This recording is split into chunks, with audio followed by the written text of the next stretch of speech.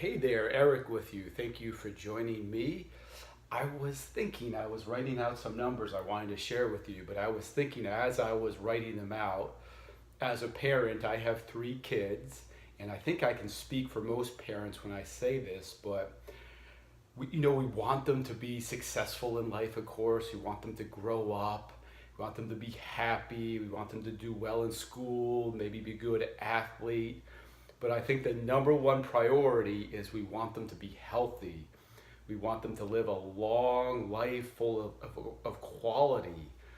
But there is so much going on with children's health now. And I don't think a lot of people really know to the degree what is happening out there. So I wanted to share some numbers, and maybe this will start to make people more aware of what is going on in terms of the state of children's health. So the first number I have here is 1 in 44. And what that stands for, 1 in 44 kids now have autism. That's 1 in 44. In 1975, it was 1 in 10,000. And now again, it's 1 in 44 kids have autism. If this continues, they are forecasting by the year 2035, it'll be 1 in 3 kids. 1 in 3 kids will have autism. The next number is 50%, and this is probably should be a little greater than 50% actually. And what that stands for is greater than 50% of kids now have a chronic condition. Greater than 50, so 1 out of 2, a little bit more than 1 out of 2 kids now have a chronic condition, whether that's obesity, overweight, ADHD, allergies, asthma. There's a whole slew of them, but now over half the children have a chronic condition. Unbelievable. We have next 1 in 3. 1 in 3 kids are now overweight or obese. 1 in 3.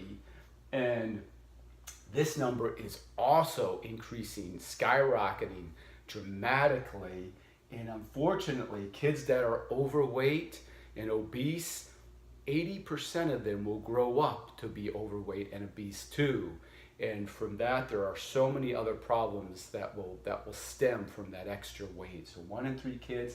I even read now 30% of 2-year-olds, these now again 2-year-olds, 30% of them are overweight at 2 years old. I mean, something is going on. I mean, if this doesn't bring awareness when you hear numbers like this, I don't know what will. This is just mind-boggling. We also have here 700 per day. Every day, 700 kids are now being diagnosed with cancer. 700 kids. Cancer is the number one leading cause of death amongst children also. And we also have, next to that, we have 6 million. I know these numbers are staggering. 6 million, over 6 million kids now have been diagnosed with ADHD, and similar to autism, that number is forecasted to rapidly increase in the coming years if it stays on this current trajectory. We also have underneath here 300,000. That's the number of children that are now type 2 diabetics, 300,000. Type 2 diabetes used to be called adult onset diabetes because it only affected adults. But now they no longer call type 2 diabetes adult onset, of course, because so many children are also becoming type 2 diabetics.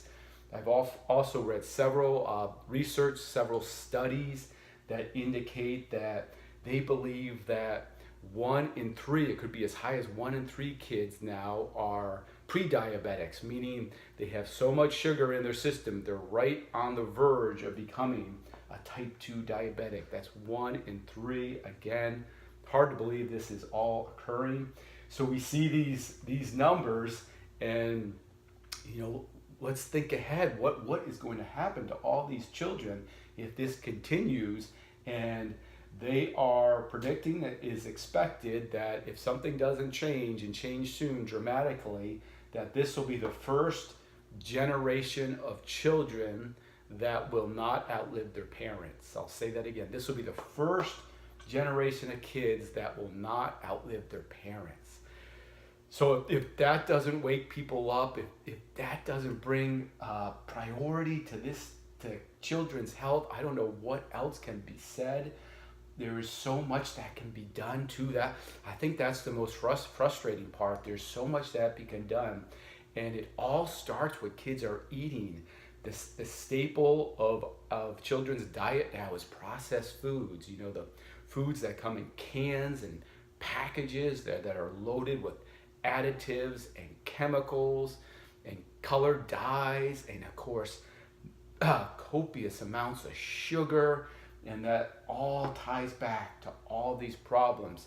There's been so many case studies also where parents have taken their kids off the processed foods and really tried to stay on a consistent whole food diet, and a lot of these conditions have been reversed.